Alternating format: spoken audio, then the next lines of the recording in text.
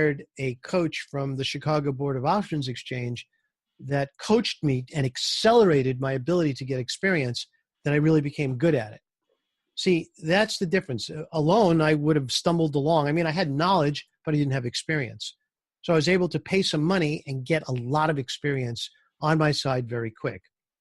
Mentorship is more like guidance.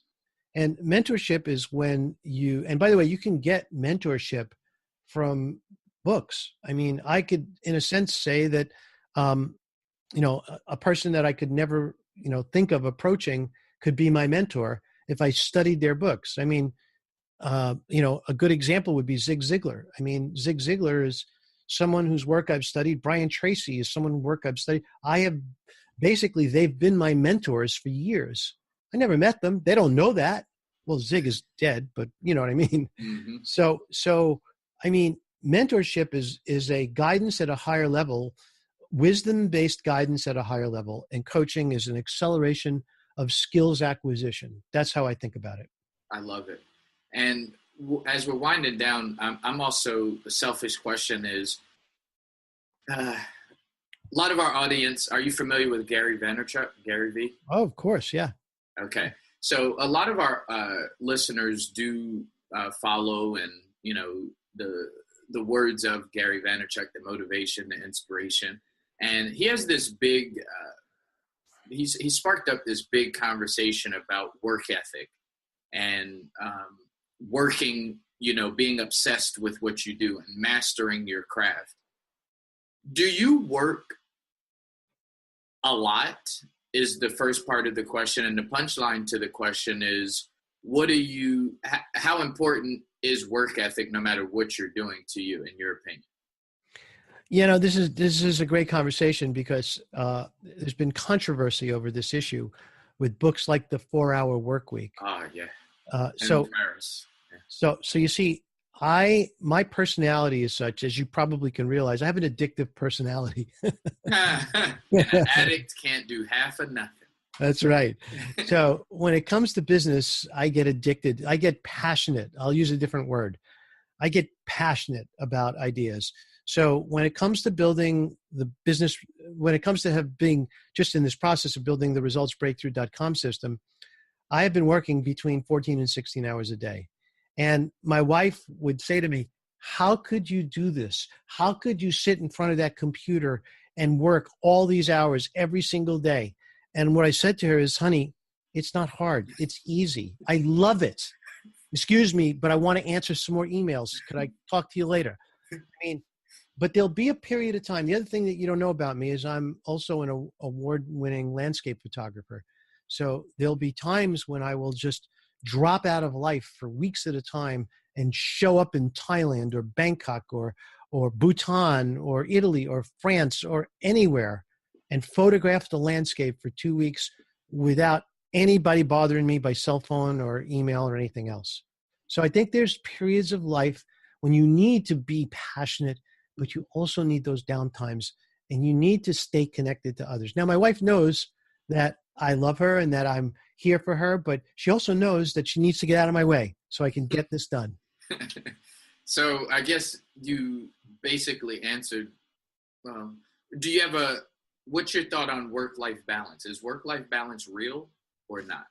I mean, I don't know. I can't, I think that's an individual personal question. I mean, for me, I live in Boston right now and it's miserable out and the weather sucks.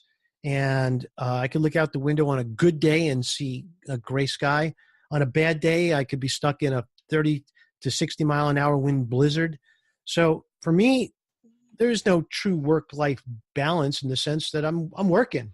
In the summer, I'm out playing. And yes, I still work, but I'm enjoying my environment and I'm enjoying the weather. And I go on bicycle rides. And for the last 3 years, we've had a motorhome. So we go out in our motorhome. We don't have that anymore. But I'm just saying that to me I balanced my life based on the conditions of my life at the time.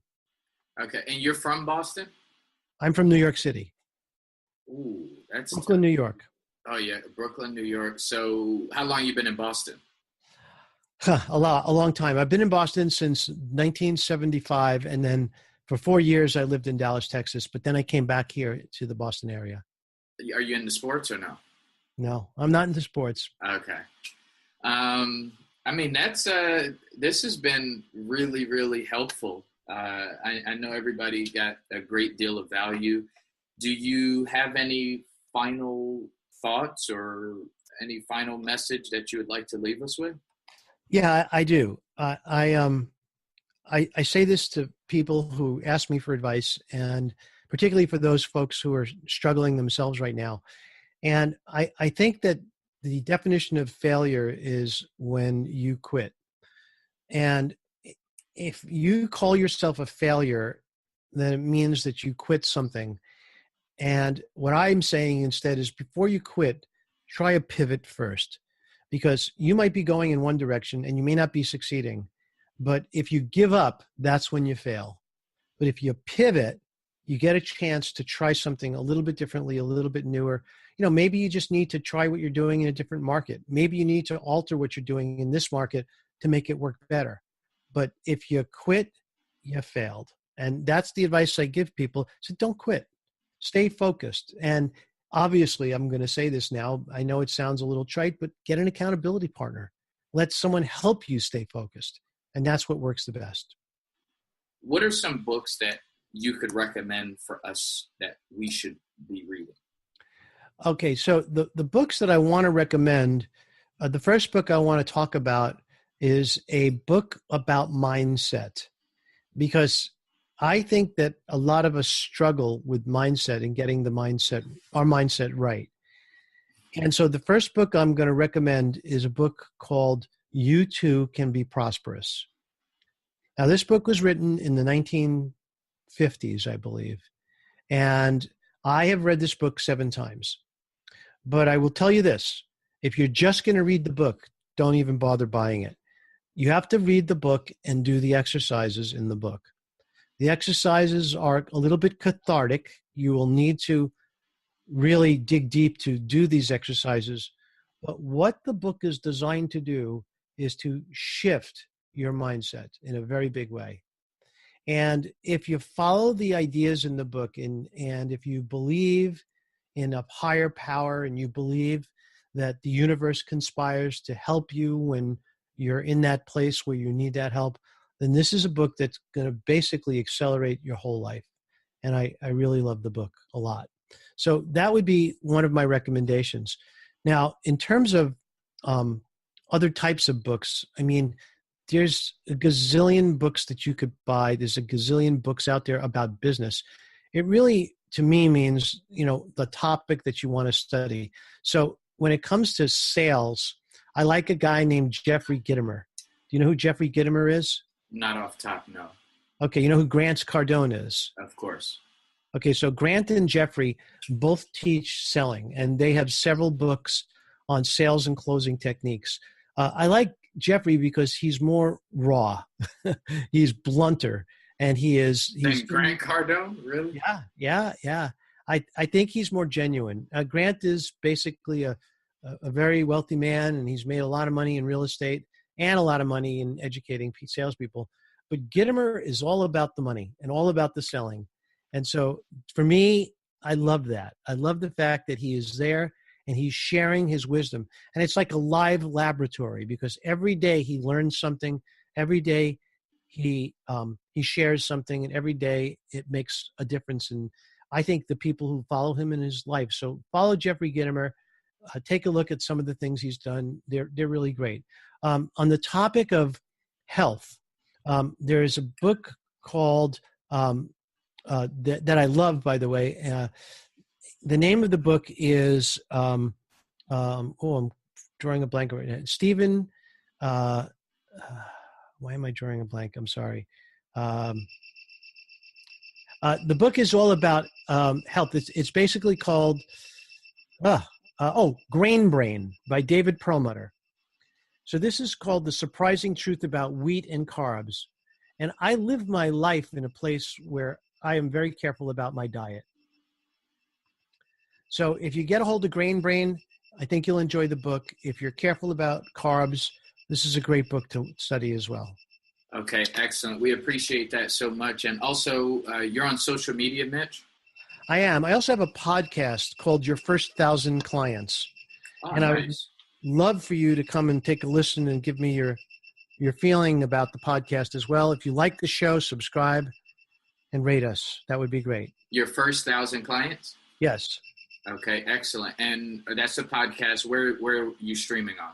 Or where's it playing? I'm streaming off of all available platforms, and you can go to yourfirst1000clients.com. Okay, excellent. And where do we find you on social media? MitchRusso.com. Everywhere, across the board. Everywhere, MitchRusso.com. All right, excellent. All right, well, thank you so much, Mitch, for spending time here with us. Again, this is the author of The Invisible Organization. Go connect with resultsbreakthrough.com. See what that is all about. Connect, connect, connect, connect. Ladies and gentlemen, this has been another episode of the Billionaire Brown Experience. Until next time, continue to be. Bad credit affects where you live, what you drive, and even your current or next job. With so many frustrating issues that happen in life, we can help you find relief. Text 480-358-7725 today. Not only will we fix your credit, but we will educate you so you can educate your family. Now back to your favorite podcast.